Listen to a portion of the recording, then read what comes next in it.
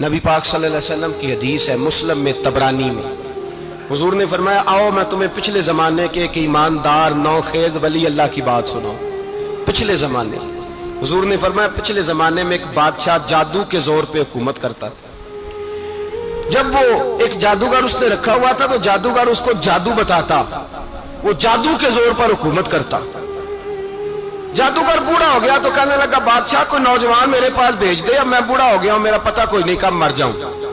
ایک نوجوان کی ڈیوٹی لگائی، بڑا زیرک سمجھدار اپنے رعایا میں سے چن کے جو ذہین فطرت مزاج بچہ تھا وہ اس نے لگایا۔ اللہ کے محبوب علیہ الصلوۃ والسلام فرماتے ہیں بچہ جادو سیکھنے لگا، وقت گزرنے لگا۔ بچہ جب جادو سیکھنے جاتا تو رستے میں ایک راہب بھی تھا جو انجیل جانتا تھا، وہ اللہ اللہ سکھاتا، لوگوں کو حضرت عیسیٰ علیہ السلام کی تعلیمات سے آگاہ کرتا۔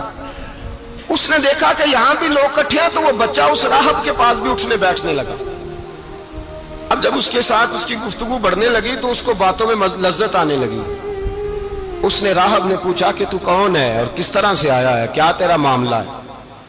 اس نے کہا جی میں جادو سیکھنے جاتا ہوں، آپ کی باتیں مجھے بڑی اچھی لگتی ہیں۔ اس نے کہا دین سیکھ، جادو سیکھنے والے کافر ہو جاتے ہیں، قرآن و دین سیکھنے والوں کو اللہ کامل ایمان عطا فرماتا ہے۔ فرمایا یہ سیکھ۔ بچہ بیٹھنے لگا، اس کے پاس آنے لگا، باتیں دل میں گھر کرنے لگی۔ ایک وقت آیا کہ مسلمان ہو گیا، اور مسلمان کیسے ہوا؟ بچہ کہتا ہے میں تجربہ کر کے ہوا۔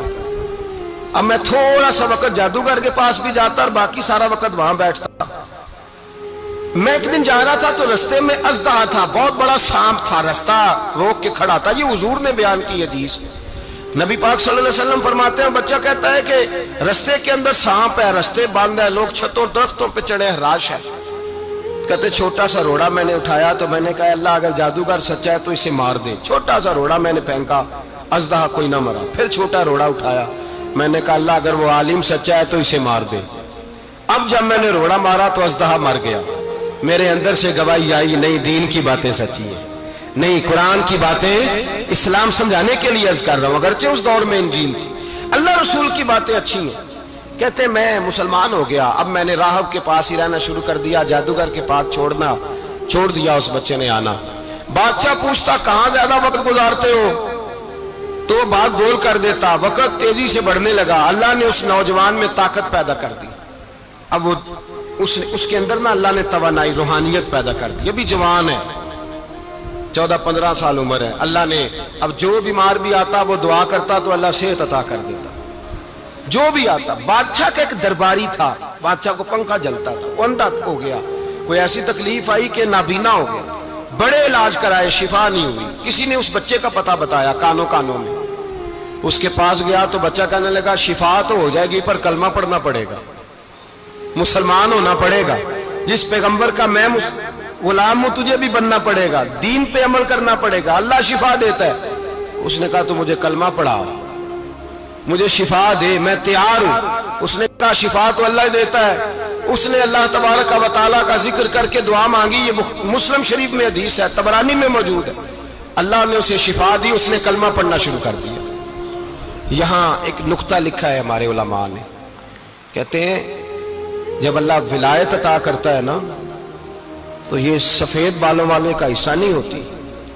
اگر جوانی میں کوئی آدمی توبہ کر کے تصوف کے رستے پہ چلتا ہے تو سب سے زیادہ ولایت اللہ اسے عطا فرماتا ہے، سب سے زیادہ ولایت اس کے پاس ہوتی ہے۔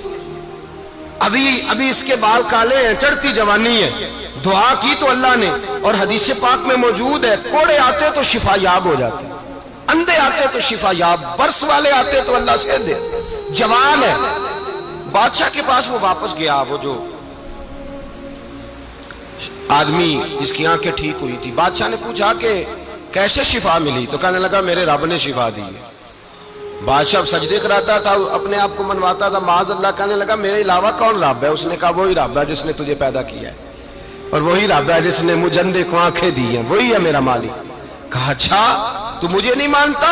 کہا نہیں میں اپنے رب کو مانتا ہوں۔ بادشاہ نے اسے سزا دی، ستایا، اس نے بچے کا پتہ بتایا، پر بچے کو بلا کے ستایا تو اس راہب کا پتہ بتایا، راہب بھی قتل ہو گیا، نابینا بھی قتل ہو گیا۔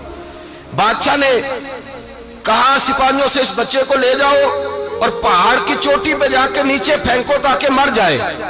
बच्चा पहाड़ की चोटी पे गया तो हाथ उठा के कहने लगा, या अल्लाह मेरे लिए नहीं अपने लिए, मेरे लिए नहीं अपने लिए इन्हें अपनी कुदरत के जलवे दिखा। मेरे लिए नहीं, अल्लाह के बंदे अपनी जान बचाने की दुआएं नहीं मांगते, अपने लिए इन्हें अपनी कुदरत के जलवे दिखा। ये दुआ मांगी, जितने लोग साथ आए थे वो सारे जमीन पे गिरे और सब मर गए, पहाड़ से गिर के मर गए। बच्चा वापस सीधा बादशाह के पास कहने लगा, लो भाई मेरे रब ने मुझे बचा लिया है। जवान का ईमान देखो, मेरे रब ने मुझे, बोलो मेरे अल्लाह ने मुझे ईमान की गवाही दे रहा है, मैं बच गया हूं, तू झूठा है, मेरा रब सच्चा है। उसने कहा ले जाओ इसको दरिया में, कश्ती में बिठाओ, बीच दरिया के जाके धक्का दे दो। बैठे कश्ती में, दरिया के बीच गए और जब जाके वहां उसको धक्का देने लगे तो उसने कहा, अल्लाह मेरे लिए नहीं अपने लिए इन्हें अपनी कुदरत के जलवे दिखा। बस एक तूफान सा आया, जितने सिपाही साथ आए थे डूब के मर गए। वो बच्चा उठा और सीधा फिर बादशाह के पास, उसी के पास कहने लगा, लो भाई मेरे रब ने मुझे बचा लिया है, तेरे पास आया हूं। वो कहने लगा, तू क्या मुसीबत मेरे गले पड़ गई है, कैसे जान छूटेगी? तो बच्चा कहने लगा, अगर तू मुझे बांधे दरख्त के साथ और सारे मुल्क को बुलाए, लोगों को इकट्ठा करे, फिर तू मुझे तीर मारना, मैं तुझे बताऊंगा कैसे मारना है, मैं मर जाऊंगा। अल्लाह का बंदा नौजवान, ईमान देखो, मरने के तरीके बता रहा है, मैं तुझे बताऊंगा मैं कैसे मरूंगा। ये बात कही, बादशाह ने सारा मजमा जमा किया, मुल्क सारा बाहर आ गया, दरख्त के साथ बांध दिया। कहने लगा, भाई लोगों ये मुझे मारना चाहता था, मार नहीं सका, अब मैं इसे बताने लगा हूं कि मैं कैसे मरूंगा।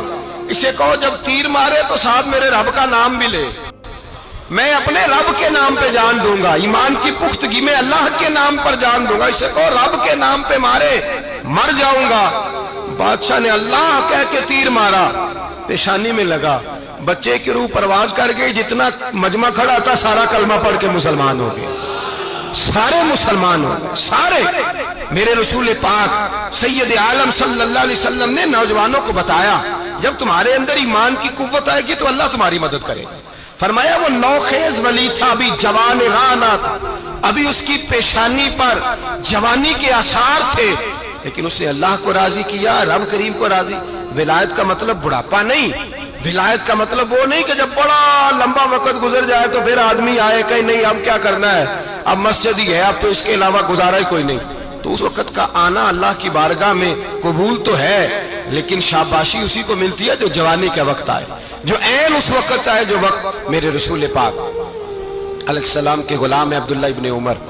हजरत अब्दुल्ला इब्ने उमर रज़ियल्लाहु ताला अन्हु फरमाते हैं कि मैं निकला, मुझे सफर के लिए जाना था, तो थोड़ी सी खजूरें, थोड़ा सा सिरका, एक शहद की बोतल, चीजें मैंने सफर के लिए साथ रख ली।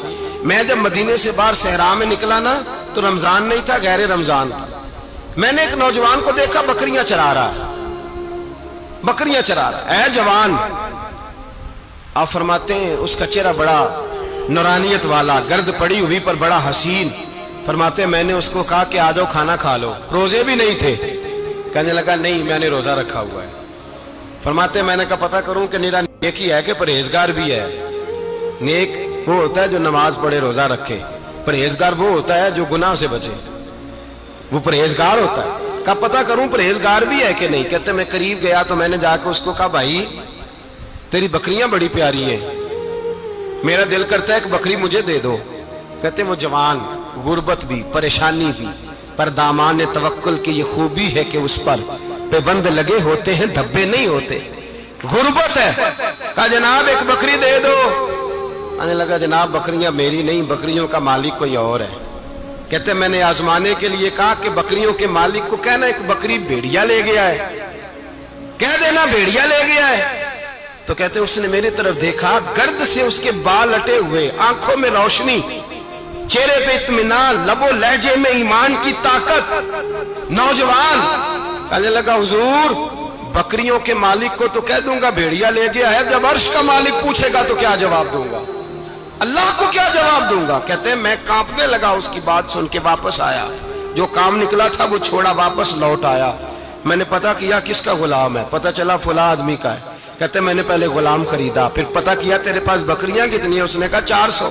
कहते मैंने मालिक से सारी बकरियां खरीदी, फिर गुलाम को बुलाया, फिर वो बकरियां तोहफे में दी, तोहफे में। کہنے لگا حضور یہ سارا کچھ مجھے کیسے ملا؟ میں نے کہا تیرا ایمان بڑا پختہ تھا تو میرے رب نے تجھے انعام عطا فرمایا۔